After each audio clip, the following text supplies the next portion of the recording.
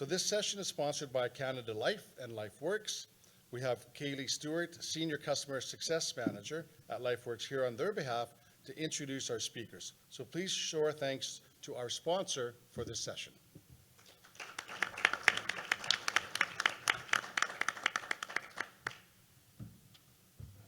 Hi, everyone. Thanks for having me today, and thanks for coming to this session. Again, my name is Kaylee Stewart. I'm a Customer Success Manager with LifeWorks. What do we do at LifeWorks? We provide employee and family assistance programming to SUMA and their municipality members. So that's mental health and well-being supports, now needed more than ever, as I'm sure we'll hear over the next hour. So certainly, if you are interested in learning more about how LifeWorks can support you and your team members, feel free to reach out to a SUMA team member and they'll be able to help you out and opt in. But I'm pleased to be here today to introduce our speakers. So maybe you can just put up your hand when I say your name. So Barbara Fornsler is an adjunct faculty member in the School of Public Health at the University of Saskatchewan. She's currently the principal investigator for the P5 Project YXE research study and teaches the course's studies in addictions yearly for both the School of Public Health and the Department of Sociology. We have Jason Mercedes, is the homelessness manager with Métis Nation Saskatchewan. He's the former executive director at Prairie Harm Reduction.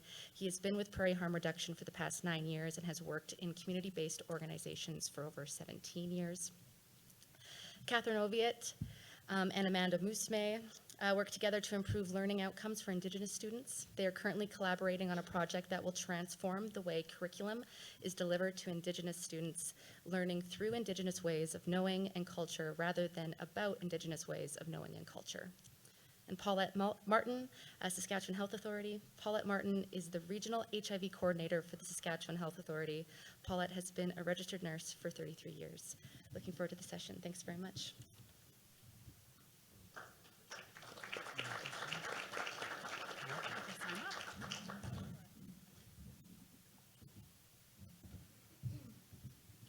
I don't know how I got so lucky to be the first one up, but here we go. It's been a while since I had to do a live presentation. I see some folks that where I live. I farmed in Duck Lake for quite a few years, and I'm just building my retirement acreage just north of Duck Lake. Ah, great. I see people from Rossford and Duck Lake, and I have some friends from Nipawin. So nice to be asked to be here, and yeah, I probably have the one with the most slides because I'm just not too sure how this is going to go, but anyways, we'll give it a go. If we can go to the fourth slide, please. Yeah, oh, thank you. There, yeah, that's perfect, thank you.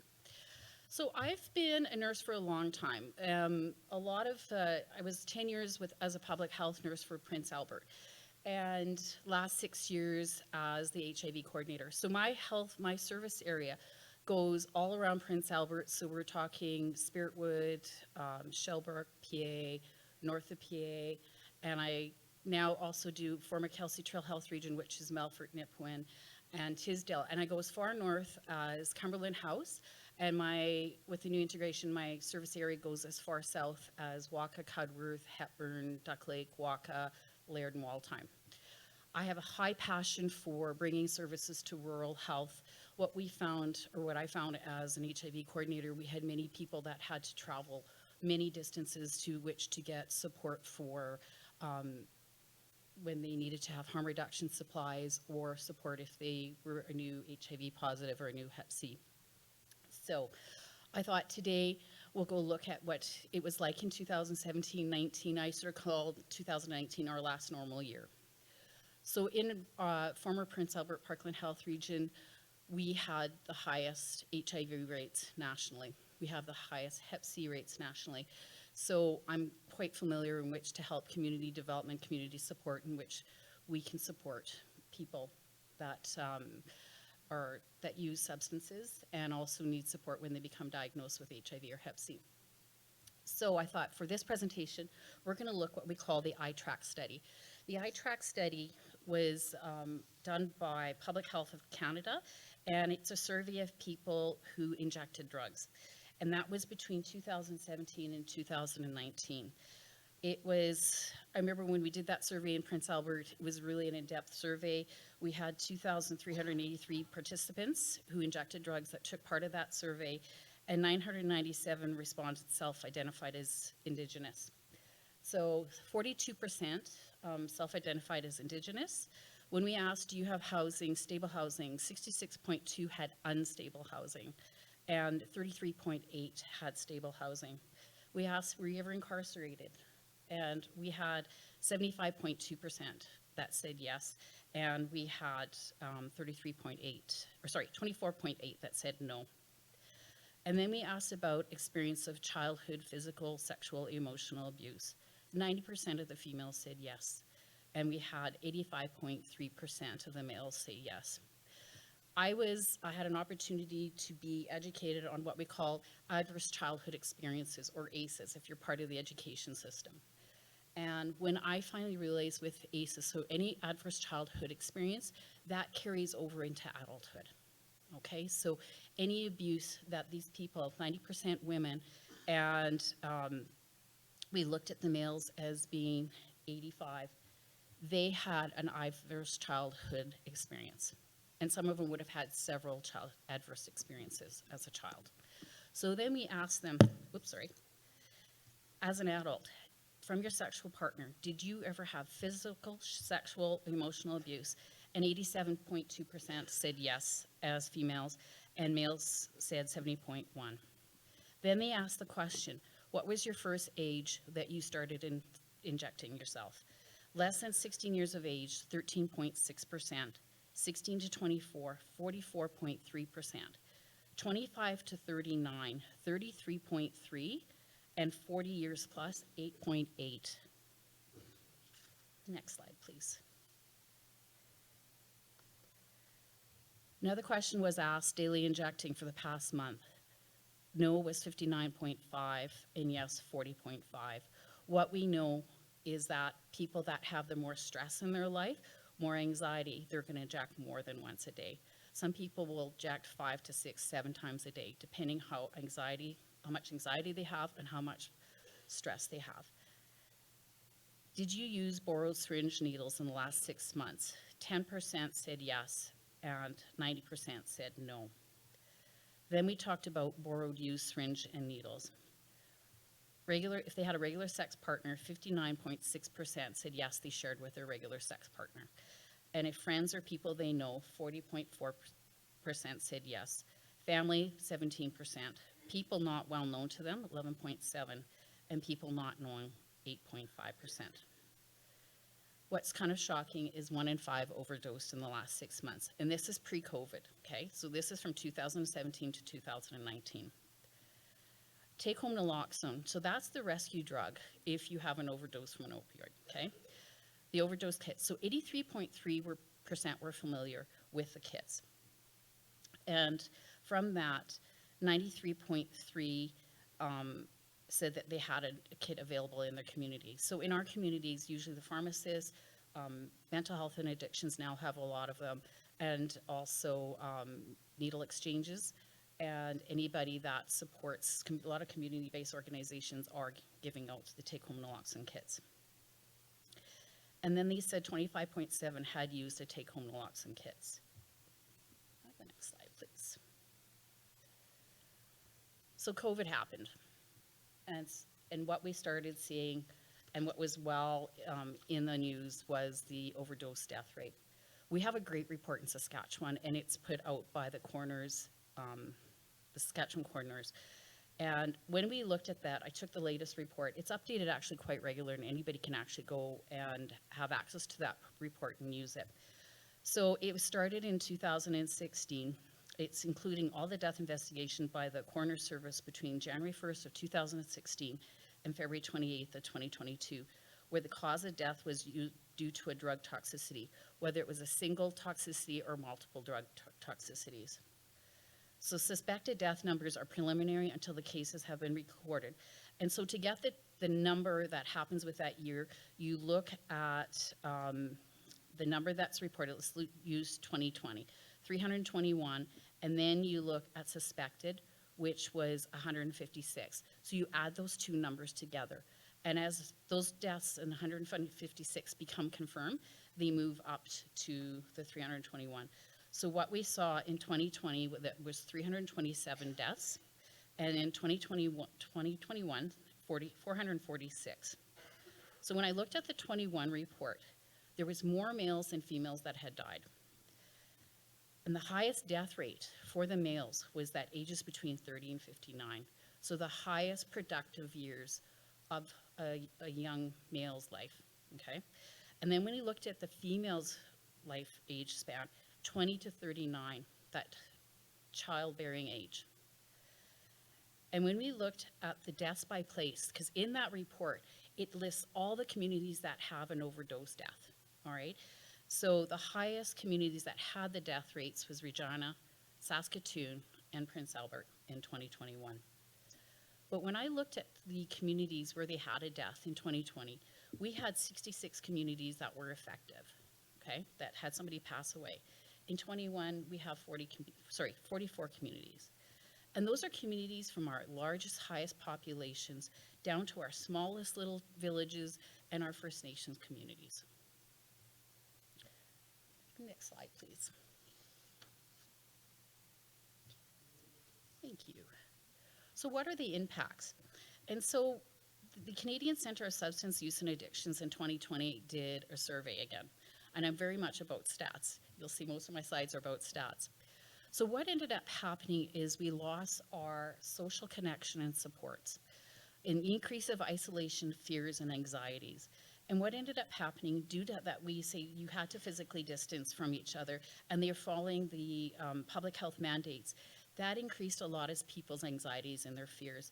So some clients reported that they started to have night terrors again, suicidal thoughts, and brought to the surface past traumas. So we talk about those adverse childhood experience traumas that happened to them, and also as the experiences as adults. Also, our safety of our drug supplies drastically changed. So the borders closed down, right? So you couldn't go from Mexico and carry your whatever that drug supply that you're bringing through the States and then through to Canada. So we don't have the quality of drug supply that we had prior to 2020. So that changed drastically. Social separation, isolation increase our risk to use. We always tell people, when you're going to use, do not use alone. Have somebody that's sort of like your designated person to cover you, and have a take home naloxone kit there with you in case your drug supply that you're using is tainted. But because we told people that we want you to isolate from one another and keep your little bubble small, that's when we started seeing more with people, our death rate going higher. So we saw the numbers for 20 and 21 being quite high. Primary healthcare services changed for access and delivery. We saw council services at the start of COVID. Not everybody in community-based organization that were providing support had their PPE or personal protective equipment right away. Appointments went to online and virtual appointments. But many of our clients that do not have the financial means to have unlimited cell plans or lack of internet connection, no access computer, ended up falling by the wayside in which to get primary care help. And if you live in a small rural service, that even people stayed home even more. And what we also found was the closure of public buildings. So if people are living on the streets, they didn't have that usual access to going to the bathroom or a place in which to stay warm. So health vulnerabilities really increased. We saw public health messaging was actually difficult to obtain. So if I didn't have my cell phone on to look at the news to see what were the latest mandates, that message was hard to get out. And then what ended up happening, it was unveiled the health and mental health vulnerabilities of our clients and the lack of support in our communities at the start of COVID. Next slide, please. So what can we do? By you being here today, you've actually started the what can we do? Just by listening and starting conversations, going back to your communities and starting those conversations is really important. And sometimes that's the most difficult thing, to go back home. One is to increase awareness. This is not just an individual family problem. This is our community, our province, and a national province, or national problem. I always tell people, gather the people in your community who directly work with clients who inject with drugs. Talk to your EMS providers, talk to your police, talk to your RCMP, talk to your community-based organizations, your mental health and addictions people, justice, social services, get them together, start having that conversation, talk about what they're seeing, what are their stats that they're seeing for overdoses in your community, talk about what are their current needs. And one of the most important things is, what do you have that can support people who inject or use, and what do you not have? Education. Research current information, but also educate yourselves on what current stats, like with us being here today. And also even our language, how do we use it? We used to use the term addictions, addicts. People used to say users. When we start using terms like that, that puts a stigma right away. And what do people do when it's stigmatized? They go and hide. They go underground right away. What we like to use the terms people who self-medicate, people who have a substance use disorder, people who use injectable drugs. And the word people in front is so important because they are people. We don't wake up in the morning to say, okay, I'm going to do a career change from a nurse. I'm going to be somebody who is going to use substances. The language is so important. Peer participation. We had a program in Prince Albert, what we call harm reduction after hours. It was peer-led. It was people who have had experience injecting, people who used, and they were fairly stable. So they ran the program. They told us this is where we need to go. So most of that Hurrah program was run in the inner core of Prince Albert. We had great success. It was funded through a Public Health of Canada grant, and it just finished actually on March 31st, and it was very, very successful because it did draw out people who were not coming to our needle exchange in PA. So they actually had access to referrals, and they had access to take-home naloxone kits, and it was very successful. So best bet standards are to have people with lived experience plan for further ongoing support. They can direct you as to what the community members need. And they are the experts. Research. Who is currently doing the best job helping support our clients? And British Columbia, again, BC's had the most experience, and they have sort of set the base gold standards. But yeah, I just want to say that's about it for my presentation today. And thank you for your time. So I'm a little rusty. I can hear my voice kind of just shake a little bit, but thank you.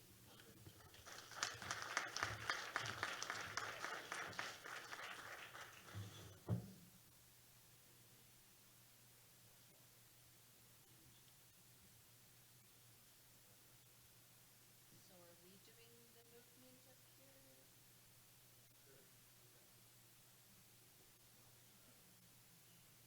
I think I was first.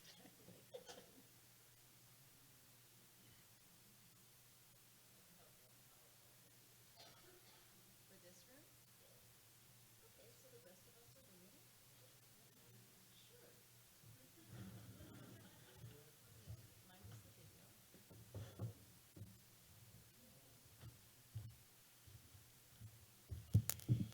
All right, I'll go next.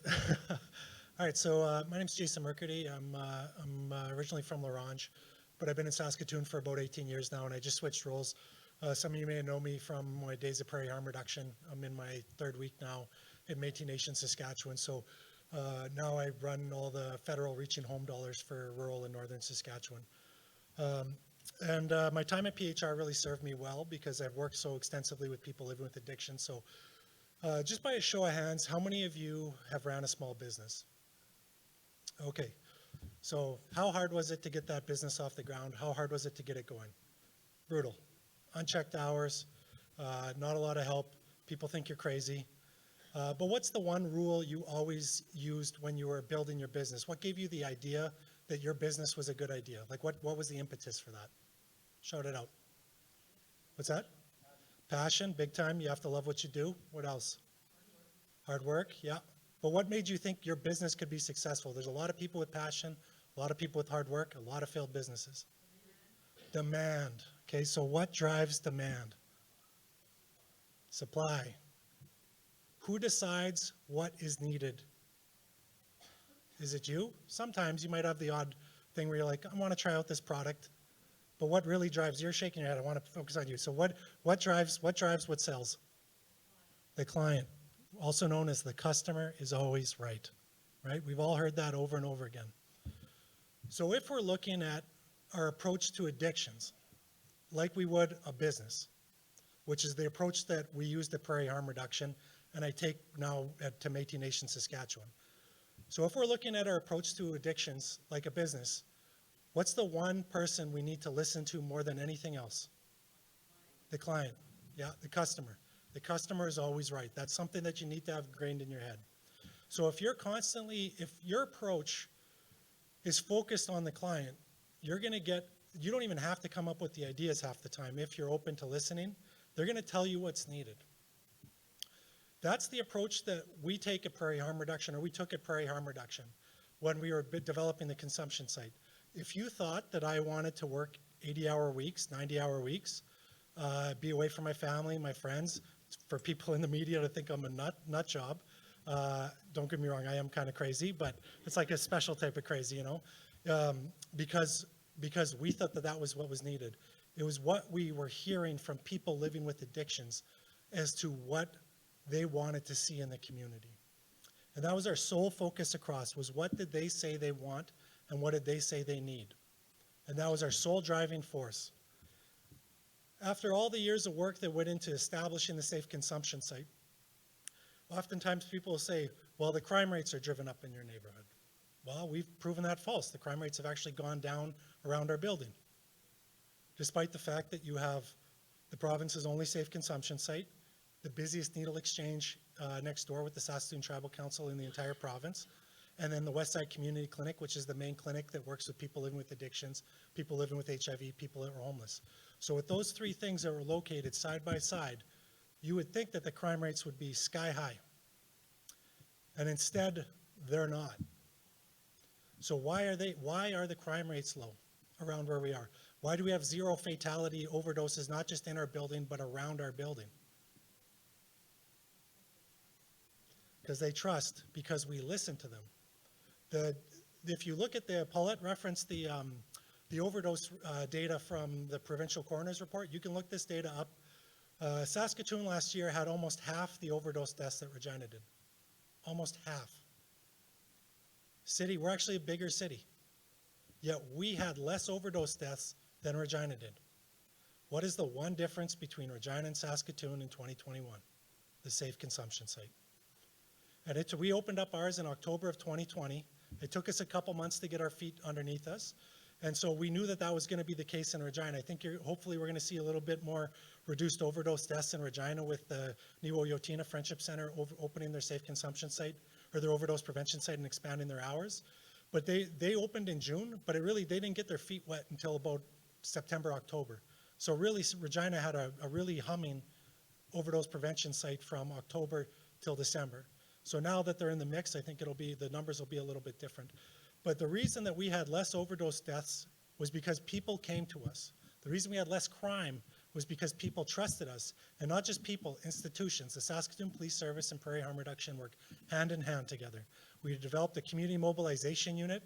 That wasn't just us dictating the police force. That wasn't the police force dictating us. That was us working together. We actually went to Vancouver and we toured the downtown east side for a week together.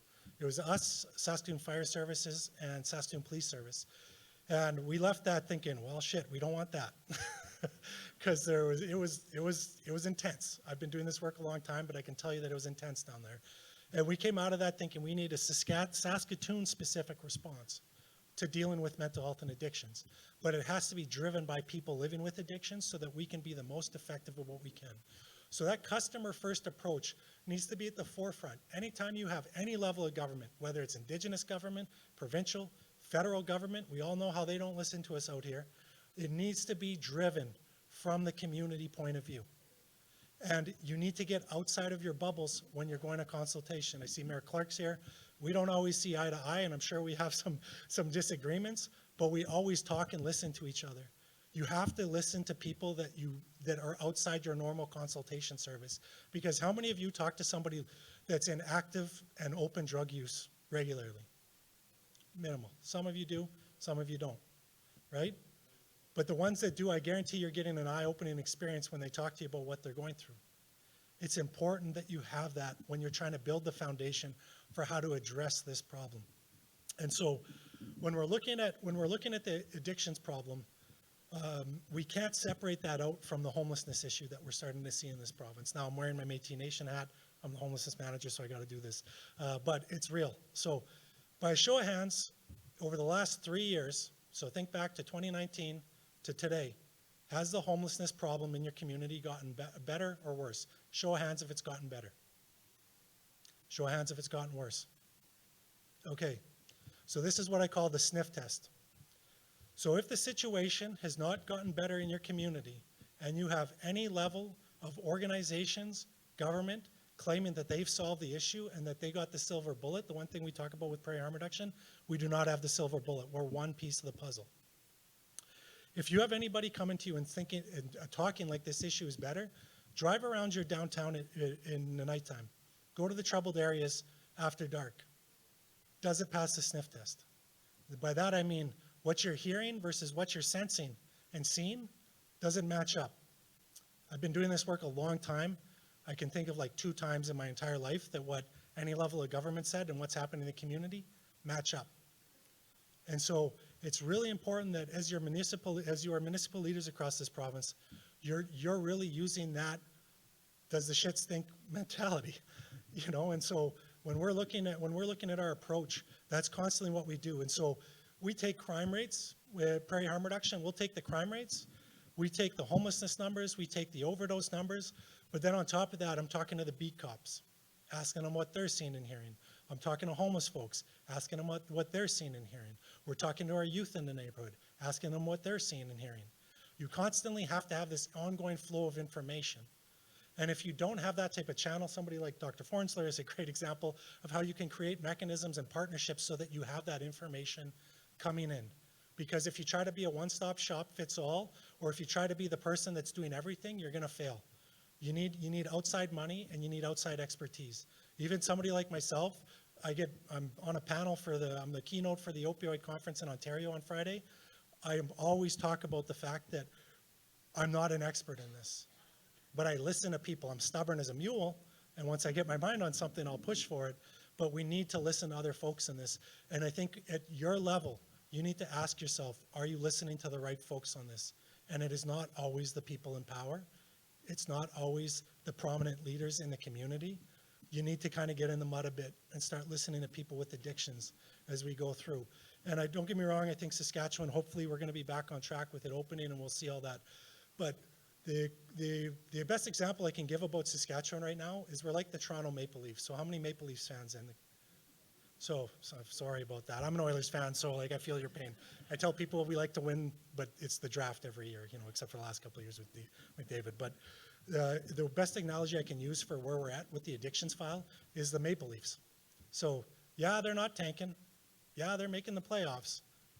But are they going to win the cup anytime soon? Sorry, anytime soon? Probably not. Yeah, you got some yes. Realistically, right, they're not going to win the cup anytime soon. Watch the Lake win the cup this year, but they're not going to win the cup anytime soon, and it's because they're okay in the mode they're in. But do you want to be okay in the mode you're in? And what I tell people in Saskatchewan is we want to be the best at what we do. And so if we want to be the best at what we do, we actually have to set out to make that our intention and not just coast on this file. If we're actually going to get a handle on the addictions, if we're going to get a handle on the mental health file, if we're going to handle on the homelessness problem, we have to set the goal that we are going to eliminate these things. And in order to do that, we have to have a strategy. We do not have a strategy. All the data that Paulette was talking about around 2019, a lot of that was carryover. The good numbers were carryover from when we had an HIV strategy, but that ran out a number of years ago. We have been directionless since, and I can tell you from somebody who ran one of the biggest addictions nonprofits in the province, it's rudderless. There is no direction. It's chaotic. It's every organization for themselves. There's no lockstep moving towards the same goal. In Saskatoon, we were a little bit lucky that we have a group called the Safer Community Action Alliance, and for a couple of years it was humming really good. We're hopefully going to get back on track now. But when we were all lockstep, we were actually able to tackle some pretty big issues in the city. And so that important nature to have some strategy and coordination is there. And I understand, I've been on the SUMA working group for mental health and addictions. I understand, especially in the rural, you are strapped for cash, you are strapped for bodies. You need to develop regional strategies if you're not going to get a provincial strategy. So Yorkton, Humboldt, Melfort, Hudson Bay, working together. Nipawin, Hudson Bay, Cumberland House, working together.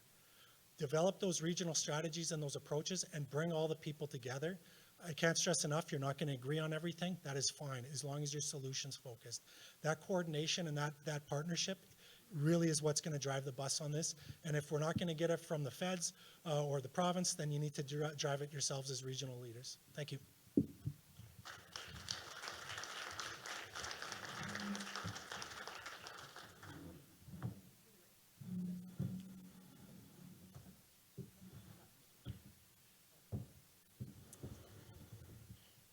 Good afternoon, and thank you for the opportunity that I have to speak. I feel like I'm a little bit out of my league because I'm in education, and mental health is probably, something I live with every day, but it's not my field of expertise for sure.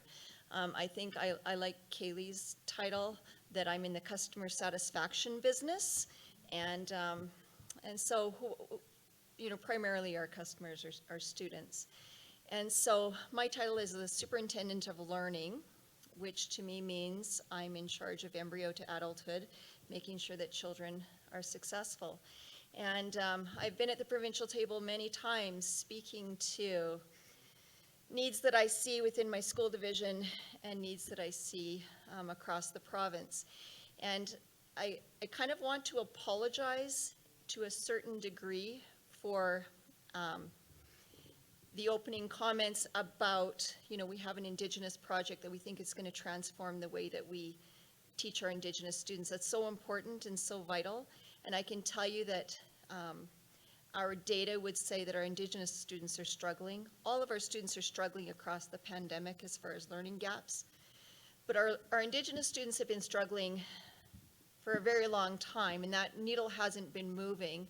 And it's something that I kind of take very personally myself. And I'd like to introduce you to my Indigenous learning coach. She just joined my team this year, Amanda Musame.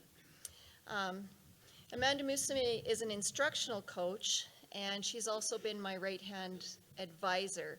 She is also a survivor of residential schools. She attended the last residential school in Canada to close in 1996. And so she brings a lot of experience. She lives at George Gordon First Nation. She was a teacher at George Gordon Education Center, and she works on various committees and is a key resource person to the community at George Gordon First Nation. And so when I think about addictions and trauma, I realize that that is not an Indigenous problem. However, it is something that we know is an Indigenous situation because of the impact of residential schools and the intergenerational trauma that has created.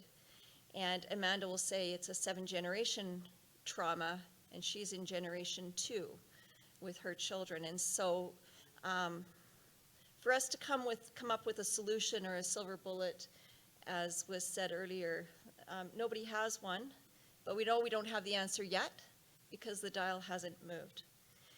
So the way that we approach this, or the way that we are approaching this in terms of trauma-informed instruction, is we know that we have a classroom of children who are struggling.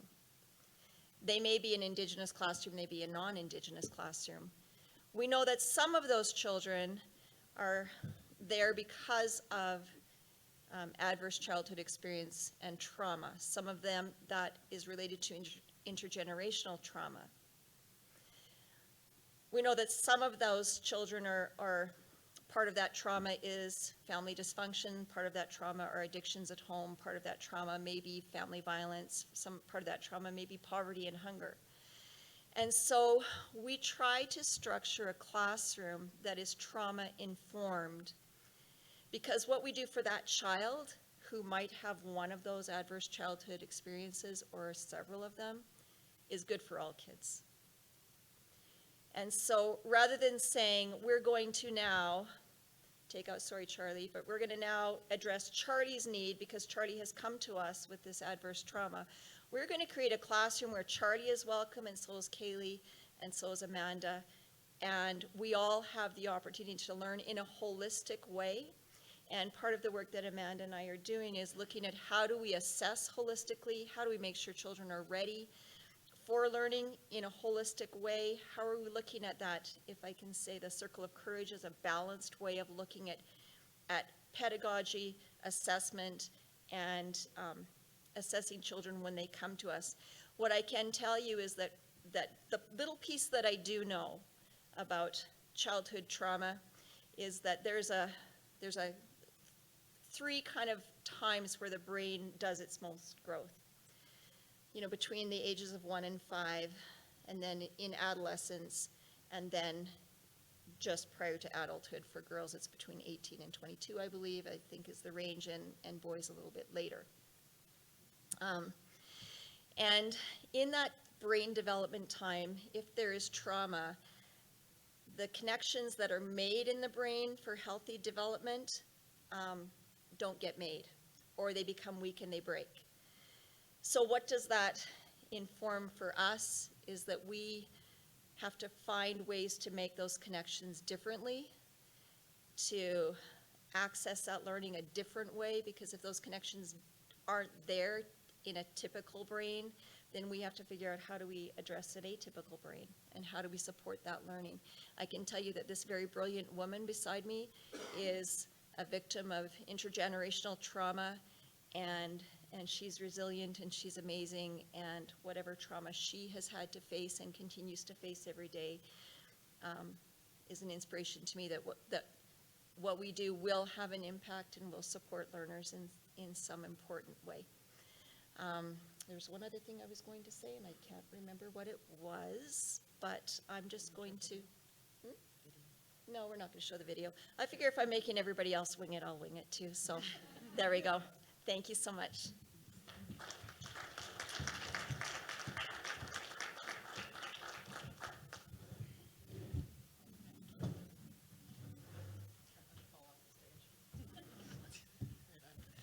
Good afternoon, everyone.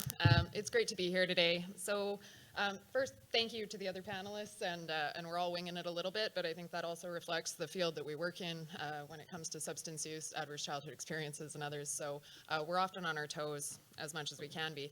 I didn't prepare a PowerPoint for today. I find in this topic of conversation, it might be more useful to dialogue a little bit. So I hope if you do have questions about anything that I'm saying or that others are sharing about up here, please jump in for that dialogue. So my name is Dr. Barbara Fornsler, or just Barb, as many people call me, and I work at the University of Saskatchewan in the School of Public Health. I also work for the Canadian Research Initiative in Substance Misuse. Health research loves its acronyms, so we're called CRISM Prairies, typically, and we're working to address substance use harms in the Prairie region here in Canada. Importantly, when I'm asked to speak about substance use, I think one of the difficulties we have is that the way we've understood it, and perspective was a word that was used up here, and sort of the information we have and the education that's available to us. For a long, long time, I'm sure many of you grew up in the just say no, war on drugs era, like myself, right, where we were told drug use is terrible, it's a bad thing, and just don't do it, right, with that finger wag. Unfortunately, that finger wag doesn't teach us the skills to just not do it, right? It doesn't teach us how do we say no to these things? What other things can I do? Like, can I talk to a friend? Can I go to a teacher? Can I talk to someone in my community when I'm feeling stressed out? How do I cope with stress? How do I identify mental health concerns at an earlier age, right? And those are the kinds of skills that actually prevent the harms of substance use versus just saying no.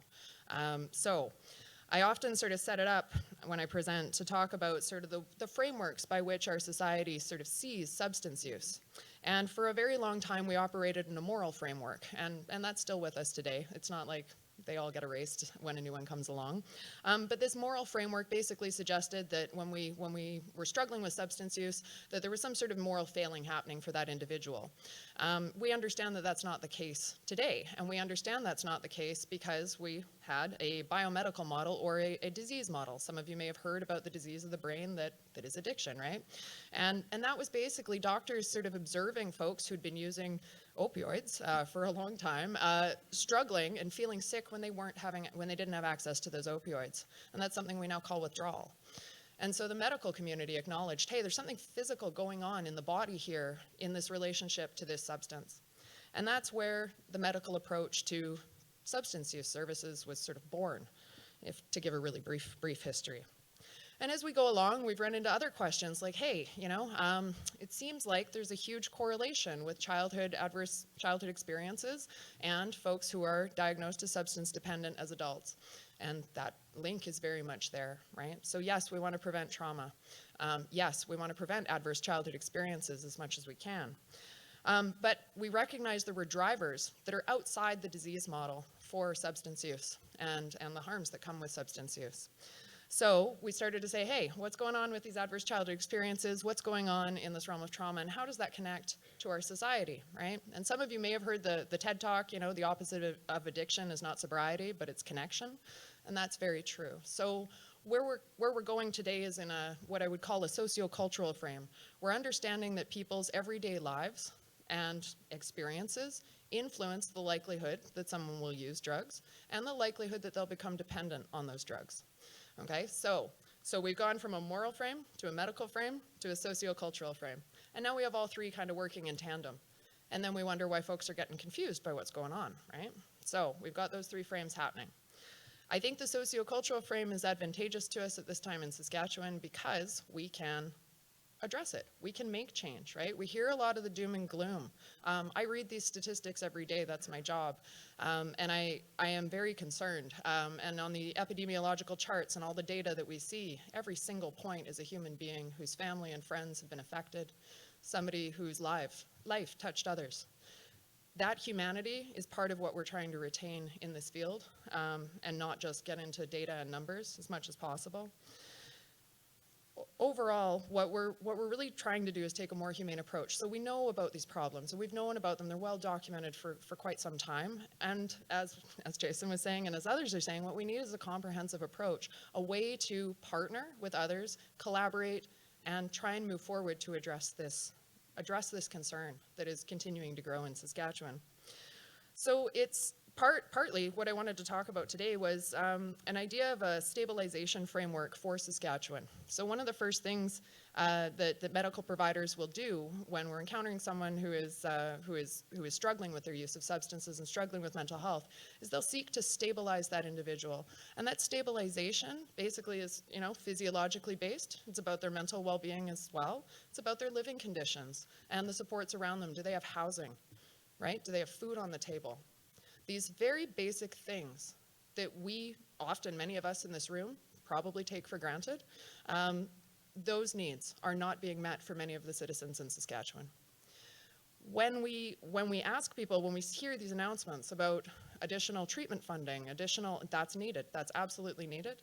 But it's really hard to go through a treatment program and work your program and do the job that is asked of you in that treatment program when you don't have these baseline supports, especially when you don't have those supports when you're exiting treatment on the other end. So it's my suggestion that in the spirit of this collaboration and partnership that we try and foster in our communities these connections and these partnerships. It may not be perfect at first, but when we build those relationships, we're going to be able to move forward together. So basically, there's 4 key sectors in Saskatchewan, and I like speaking with Suma because everyone understands the word sector here in a way that we don't always in academic circles. But basically, we've got 4 key sectors that need to be addressed. That's related to housing, first and foremost, right? We heard Jason talk about that. If you don't have a place to live, and not just an emergency shelter for the night, a place where you know you're going to be for a period of time, hopefully an identified period of time when you come in. Hey, you're going to be here for 3 months, for 6 months, for the next year. You could stay here as long as you need, would be an even better opportunity. So housing is foundational for all of this, right? If you don't have anywhere to stay, you don't have somewhere to heal, you don't have somewhere to get better. So we absolutely need that. We heard about stigma and the criminalization of people who use substances, and we know that the criminal justice system does not foster wellness for individuals who are criminalized. Unfortunately, they're trying hard, but punitive approaches don't foster wellness and address that trauma. So we also need to decriminalize the personal possession of substances in Saskatchewan so that people are not afraid to seek these services, so they're not bound by fear. And I know that that's a scary idea for many people, because when I say decriminalization, we've had a lot of these war on drug messages our whole life. People are concerned about children, about the use of drugs, and so on and so forth. It's not to say that we're going to run around encouraging drug use. We're simply not going to criminalize it so that the parent who is at home with a 16-year-old child, 15-year-old child who they know is starting to use drugs is not in that dilemma of, do I try and seek health services and risk that my child be criminalized and have that lifelong criminal record? Or do we try and handle it internally and keep it secret, and that stigma weighs it down, right? And they don't access resources and they don't have those supports, and it leaves folks without options. So we do need that option on the table. And how we do that and how we deal with that needs to be unique to Saskatchewan, right? We can't just take what Vancouver's doing and do it here. It may not be effective. We need our own threshold amounts. We need our own approach here in Saskatchewan, one that's made for people in Saskatchewan and by people in Saskatchewan. To complement that decriminalization, though, and undermine this illicit market, we're also going to need safe supply. And this, again, has many models, many different approaches to doing that. And again, it's not handing out drugs on every corner to everyone who walks on by, right? But it's about making them available through prescriptions and through other means. Nurse practitioners, the folks who are providing methadone, Suboxone right now, these substitution therapies to assist people with their withdrawal symptoms, we could also potentially be providing the substances that people are using through medical channels to support their use until they are ready to address their substance use. We will prevent deaths from drug toxicity through this approach, and we will let people know very clearly that it is not okay for them to die on the street. Saskatchewan does not support that. And I know that because I grew up here, right? And each one of us would pull over on the side of the highway. It's minus 30 outside. You see someone broken down on the highway, we're going to pull over and help, because that's what we do in Saskatchewan. And that's kind of what's happening here in our realm of substance use, right? We need to say, whoa, whoa, too many people are dying in this way. We have to change what we've been doing so that no more people are dying in this way and they can actually reach the medical supports that are required. And finally, what we hear a lot about is that treatment word, right? Treatment, treatment. We all got to go to treatment. But what treatment means can be a multitude of different things, from residential treatment to outpatient supports to self-directed change, to mutual aid groups like Alcoholics Anonymous and Narcotics Anonymous. There are many, many models where people can seek supports to make the change in their life that they would like to make, either with medical professionals or with peers and others who have experienced that same thing. So if we take this approach in Saskatchewan of saying, all right, we're going to decriminalize the personal possession of substances. We're going to ensure that people have long-term stable housing. We're going to make sure that folks aren't buying their drugs, if they're still choosing to use them, from an illicit market that is likely to be contaminated and result in death. And we're going to swing those doors open for treatment so that referral is available every time someone walks in. If they're seeking it, they can find it. It's not a mystery. It's not continued phone calls for referral, and it's not a 6-week wait or a 6-month wait to get into the programs that people are seeking, right? So unfortunately, where I think we're struggling now, particularly as a province, is in that access to treatment. It's very hard to get people to treatment even when they desperately want it, because there's simply a lack of resources. And I know we hear a lot about lack of resources, but there are different ways that we can engage additional supports across this province, even in rural and remote municipalities. The great benefit, if we can call it that, or the silver lining to this pandemic, is that we do a lot online now, and we meet online now. There are support groups that meet online regularly. I've heard stories from a number of people who are like, yeah, I've joined a group down here in Texas, and I'm in one over here in England, and I'm here in Saskatchewan, and I'm out in BC, and folks are joining all over the place. So that's a good thing. We've got a bit better connectivity going on in the online world. We've also got meetings happening in our communities locally in most centers, right? And as was said by everyone who's spoken today, when we talk, when we listen, and when we hear each other across these sectors, right? I'm a researcher. I read stats. I do things. I talk to Jason. I talk to people who are in education. I speak with the mayors. I'm trying to understand, when we talk about stakeholders at a table, what's at stake for each of these players at the table, and how do we move together toward a common goal? At the end of the day, everyone on this panel, and I think everyone in this room, is invested in the idea that we can change this situation in Saskatchewan and that there is hope for a better future. That's why we're here. It's why we want to have this conversation. And there is that hope. So one of the things I will do is shamelessly plug a project that I'm starting to mobilize around, which is precisely to try and foster this collaboration at a provincial and municipal level, where we're going to try and bring together, I'm going to try and bring together with a bunch of team members and others who I'm already working with, folks who are interested in housing, in decriminalization, in safe supply, and in treatment. And of course, all of this is done on a background of harm reduction services, right? Why not reduce the harms at every available opportunity? Right? Like, why wait for it to be really, really bad before we take action? No, let's take action at every available point. You get in your car, you put on your seatbelt. You don't wait for an accident, right? So we can be doing this as we go, but building these relationships and these collaborations, that connection is the solution here.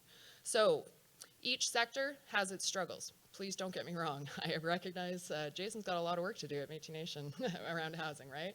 And of course, there's a lot of work to be done in education, and there's a lot of work to be done in each of these sectors around different treatment models, availability, all of these things, absolutely. And then we need to figure out how these sectors are going to work together. And when these sectors come together, we're going to see some stabilization and less chaos in this province. When people are housed, no longer criminalized for their substance use, supported with safe supply, and have access to treatment, we've got a pathway forward for this province where we can reduce, if not eliminate, the harms of the use of substances and get back to the safe, happy, healthy communities that we've all been seeking. So it is, I guess, my role to provide a little bit of hope. There are options, right? We got into this mess through different policy change and issues going on, but we can get out of it too through our creative problem-solving skills, and our capacity to connect across these sectors is going to be absolutely fundamental to making that change. So if you don't know someone who works in housing, find someone who works in housing. Get to know them, introduce yourself, right? If you don't know someone who works in treatment, great, find someone, introduce yourself. If you don't know a harm reductionist, there's a whole bunch of folks sitting up here right now, happy to chat, and so on, right? If you don't know medical providers, ask for their perspective. And that listen, listen, listen, as Jason was saying, the solutions will come, they'll come to your ears if you're listening. And the way we can partner will come as well. So thank you all for your time today. I appreciate it. And yeah, and thank you again to all of these wonderful panelists. It was great to chat with all of you.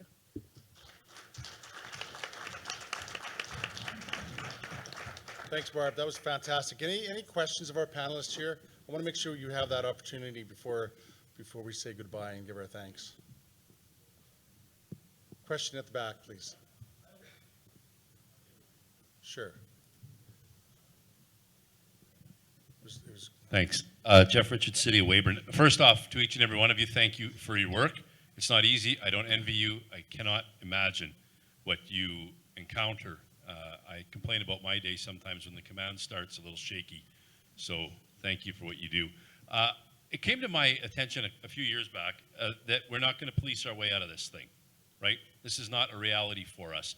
And I think that we have got to put some emphasis on education. For a lot of, and you know this, I'm not telling you anything you don't know. I have a question for you, but I want to preface my question. For a long time, I laid this at the feet of our police department, saying we need some town halls here so that the friends and family of individuals can see warning signs, can see signals, can understand what I don't even know the right language to say this, but what puts a person on this road, right? How can we get them off that road before they go too far? And obviously they don't have the resources for that.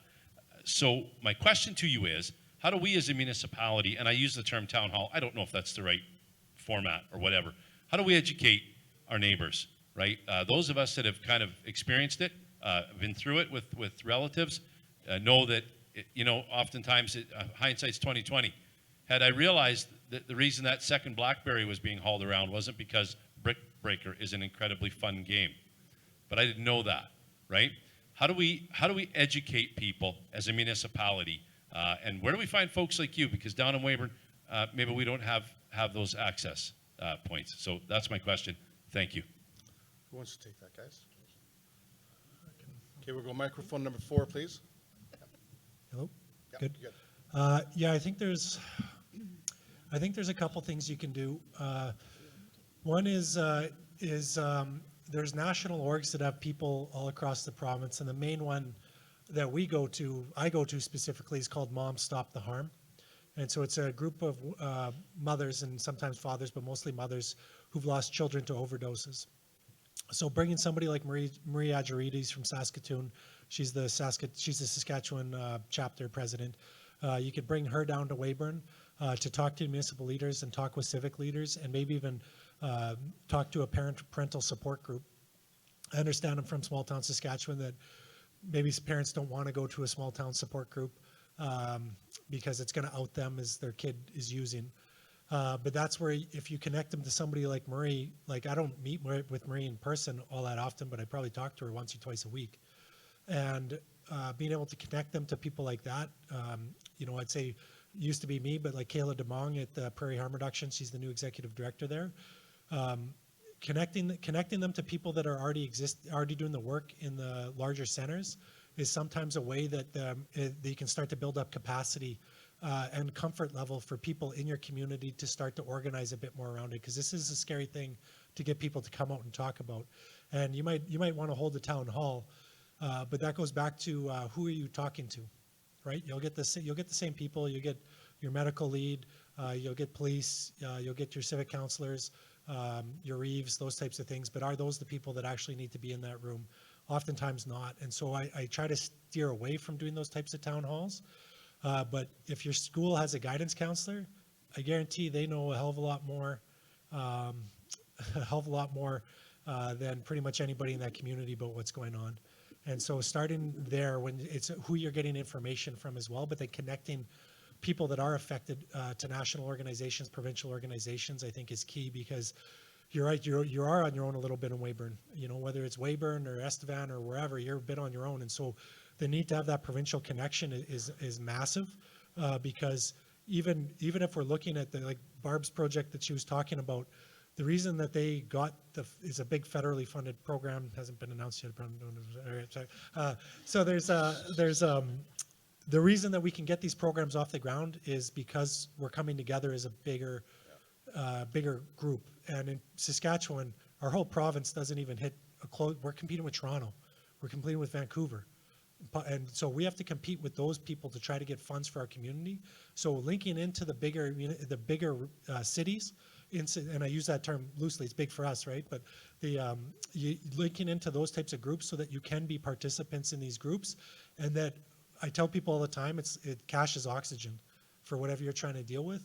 If you're going to actually want to tackle this, you're going to need some resources, and the best way you can do that is by partnership. And so I'd say reach out to the bigger orgs that you see in the news, the media, and you don't always have to agree with the approach. Like Prairie Harm Reduction, we advise across the whole province. I advise the Yukon, I advise Ontario, I advise Quebec, I advise across this province.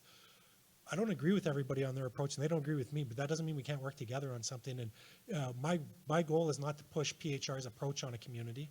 My goal is to talk to that community, figure out what their issues are, and then find solutions for them, right? And so I think you can partner with a lot of different orgs across the way. And like I think of like someplace like Prince Albert. Prince Albert has a really amazing program through the YWCA there. They're who I go to when I think, how should I address this homelessness issue? Well, the Y's done a lot with a little. Let's figure out how they did it, And so there's lots of learning that can happen, and that we can spread out that learning to the rural areas. So if I could maybe address that, you spoke to the importance of education, and I think that confronting some of the difficult issues that we turn a blind eye to in terms of our LGBTQ2S plus community who are also vulnerable, for our Indigenous children. I know that educators, we think we're open-minded, and but if we don't confront our systemic racism, our systemic attitudes and predispositions, and admit that we have them. I have a homosexual son, and we've gone through this journey together, and every day I check with him and make sure that I am not reverting back to some places where I have gone to with my upbringing. I was raised very conservative. I have Amanda here as my right-hand person. She teaches me every day, what do I need to say? Am I representing you well? Am I representing, our communities? We met with Chief and Council this morning, and we communicate with elders and knowledge keepers, because we don't have it right when policymakers are making those decisions. and deciding what's best without that education piece. So I would say, bring in blanket ceremonies, bring in those educational pieces that help us to not only know about, but know through and with. My learning journey has been experiencing a sweat lodge and going through this whole experience as through the eyes of someone else. And I know my daughter always says it's not enough to walk in somebody else's shoes. You need to walk in their shoes as them. And that's a very difficult to do, and it's a challenge. So I think that education piece beyond just making policies. Okay. One more question, and then I'm looking at the clock, so we'll take our last question. Hi, I'm Janelle Brennan. I'm actually with the town of Lumsden. I'm not with the city, but I just was really interested in this breakout session, so I wanted to come. My question, I love what you're all saying about addressing the symptom or addressing the problem rather than the symptom, and what you had said about the political connection or the provincial connections being important. And I guess my question is, if we're writing to our MLAs and if we're pushing with our ministers about getting themselves educated, what is the best place, I guess, to go to invest your time and your energy and get educated in terms of prevention, preventing those adverse childhood experiences? Is it through the education system or early childhood education, or just, I wanted to hear your opinion on that. Jason has an opinion. That's a very tough question. I think it's the education stuff. I think is really important. But if they're going home every night and there's no food on the table, dad's hitting them, you name the issues. Yeah, that if they're not dealing with, if you're not preventing that from happening in the first place when they go back home, and so I really do go back to housing and food security. Like once you have those two, you can kind of figure out the rest. I think a lot of people in this province grew up pretty poor.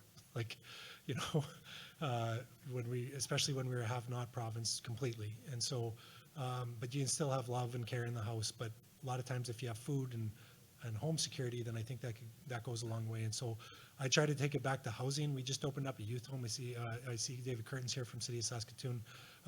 We opened up a youth home for kids who are basically products of the system. And on paper, these kids look like monsters. We got them a house through the Housing Authority. We got funding through social services, and we put up 5 kids. Now we have 2 homes in Saskatoon, or PHR has 2 homes in Saskatoon, male and female. Funny thing happened when you give those kids food, a PlayStation, and told them that they weren't garbage every day. Their behaviors mellowed out, and these are like scary kids, like they're my size, and they turned into teddy bears. And so I think you have to deal with those types of things first. And so I think it's good to have education programs and all those types of things, like meal programs at school are really important. Cultural relevant education is really important. But if you're not providing opportunity for those parents as well, you're missing the mark. And so that's one of the big things I think when we're talking about peer programming, with Paulette was talking about that employment opportunity within the addiction sector. A lot of these people are experts in this, and they should be employed delivering service in this. We have, at Prairie Harm Reduction, we have 17 employees of people that are either active or previous addiction, and I mean like street involved. I don't mean like people that were doing cocaine casually on the weekend. I mean hardcore drug users. A lot of them now, they got their kids back, they got stable housing. It's crazy what happens when you give a person purpose and a paycheck. So I think you have to go back to that. And I think you need to take a walk in your neighborhoods where sometimes, I know when I was growing up in Saskatoon, as soon as we came over the Idlewild Bridge and we hit 20th Street, my mom would right away say, lock the doors, and you could almost hear the thunk, But what we've done is at Access Place, which is our sexual health place, we have it, what we call the exchange team. And we go out and we pick up needles in the community, and we're actually walking where people are living. So like in Prince Albert, they're living behind golf courses, they're living in graveyards, because that's some of the more safe places where they feel secure. And when our hurrah team, our harm reduction after hours team would go on, they're going in the back alleys. Take a walk, look to see who's coming out of those boarded up houses. And it's just shocking when people that are making decisions for our people who substance use, that if they actually would walk in those neighborhoods and talk to the people that are in those neighborhoods, it would be very much an education for them. And that's really important, to find out what's happening in your communities. Okay, thank you, Paulette. And Jason and Catherine, Amanda and Barb, thank you for being here today for your presentations. Thank you for sharing your passions. SUMA has recently approved mental health and addictions as one of their cornerstone advocacy items, because we know that that's the issue that affects our families and our homes in each of our towns, villages, and cities. So thank you for being here. And I'm thankful that we have experts like you folks that we can lean on as we travel this path together. So thanks again to our sponsors, Canada Life and LifeWorks, and thank you for joining us here today. Remember, our presentations will be available on SUMA's YouTube channel, and remember, dinner is served shortly. So we'll see you tonight at the President's Banquet.